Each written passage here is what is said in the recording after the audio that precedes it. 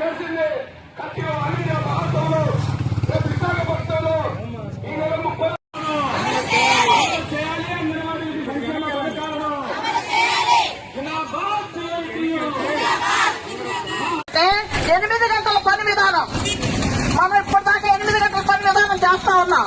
ఇప్పుడు ప్రభుత్వాలు 10 నుంచి 12 గంటలు చేయొచ్చంట. వాళ్ళ ఇంత నాలెడ్జ్ పెరిగిన తర్వాత ఉత్పత్తి చేసే అంటే వాళ్ళు అక్కడ బ్యాగ్లు పట్టుకుంటారు అనమాట.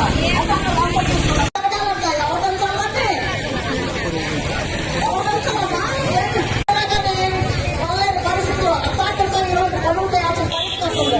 అంతేకాదు ఈరోజు చర్చల్లో విధించాలని చెప్పేసి ఈ మధ్యకాలంలో అధికారులు వాళ్ళకు ఉంటే పని లేదనమాట. వేసిన పనిని గవర్నమెంట్ ఈ రోజు తెలుగుదేశం ప్రభుత్వం వచ్చింది. ఇది గుర్తుపెట్టుకోవాలి. ఈ రోజు ఎదిగిన ధరలకు అనుగుణంగా మన వేతనాలు పెంచాలి.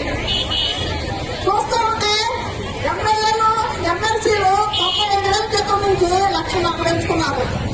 వ్యాపారులు 1,00,000 ఇంకొచ్చ 25,000 నుంచి 50,000కి పెన్షన్ 25,000 నుంచి 50,000 పెంచుకున్నారు. ఎందుకంటే కరోనా రాష్ట్రం ఉండాలంటే చట్టం చెప్పేసి